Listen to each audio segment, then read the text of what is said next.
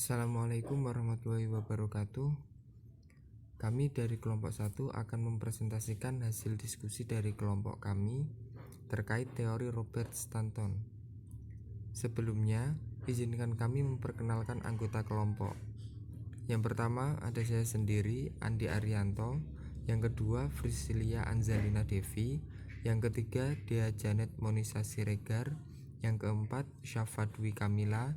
Yang kelima, Azaman Tasya. Kita membutuhkan teori sastra ketika kita ingin menganalisis suatu karya sastra, sebuah cerpen misalnya. Dan teori sastra itu beragam, namun kali ini yang akan dibahas adalah teori sastra Robert Stanton. Menurut Stanton, tahun 1965, elemen pembangun fiksi meliputi fakta cerita, sarana cerita, dan tema. Dalam fakta cerita meliputi plot, tokoh, dan latar, sedangkan sarana cerita mencakup unsur judul, sudut pandang, gaya, dan nada. Tema adalah makna cerita, gagasan sentral, atau dasar cerita. Jadi, ketika kita ingin menganalisis sebuah cerpen dengan menggunakan teori sastra Robert Stanton, maka kita harus mencari tiga hal pembangun fiksinya, tiga elemen pembangun fiksi, yaitu fakta cerita, sarana cerita, dan tema. Untuk fakta cerita meliputi tokoh, plot, dan latar, artinya itu yang harus kita cari. Untuk sarana cerita mencakup unsur judul, sudut pandang, gaya, dan nada. Sedangkan yang ketiga adalah tema cerita. Saya akan menjelaskan elemen pembangun fiksi yang pertama, yaitu fakta cerita. Fakta cerita ini meliputi alur, karakter, dan juga latar. Yang pertama ada alur. Secara umum, alur merupakan rangkaian peristiwa-peristiwa dalam sebuah cerita.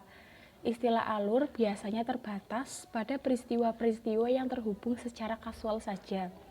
Peristiwa kasual merupakan peristiwa yang menyebabkan atau yang menjadi dampak dari berbagai peristiwa lain yang tidak dapat diabaikan karena akan berpengaruh pada keseluruhan karya. Kemudian yang kedua ada karakter. Tokoh atau biasa disebut karakter biasanya dipakai dalam dua konteks. Konteks pertama, karakter merujuk pada individu-individu yang muncul dalam cerita. Kemudian konteks yang kedua, karakter merujuk pada berbagai percampuran dari berbagai kepentingan, keinginan, emosi, dan prinsip moral dari individu-individu tersebut. Kemudian yang terakhir ada latar. Latar adalah lingkungan yang melingkupi sebuah peristiwa dalam cerita, semesta yang berinteraksi dengan peristiwa-peristiwa yang sedang berlangsung. Latar dapat berwujud dekor. Latar juga dapat berwujud waktu-waktu tertentu. Latar juga terkadang berpengaruh pada karakter-karakter. Selanjutnya yaitu tema. Menurut teori Robert Stanton, tema merupakan suatu gagasan pokok atau ide pikiran tentang suatu hal yang menjadi dasar dari suatu cerita. Dinyatakan juga, tema merupakan aspek cerita yang sejajar dengan makna dalam pengalaman manusia. Nah, biasanya pengalaman-pengalaman yang paling kita ingat ini memiliki makna penting, bahwa sebuah makna bernilai besar, lebih besar dari kelihatannya, sehingga kita dapat merasakan penderitaan orang lain dalam sebuah cerita. Makna penting ini semacam tema atau gagasan utama, yang mana tema memberi kekuatan dan menegaskan kejadian-kejadian yang sedang diceritakan, sekaligus memisahkan kehidupan dalam konteks yang paling umum.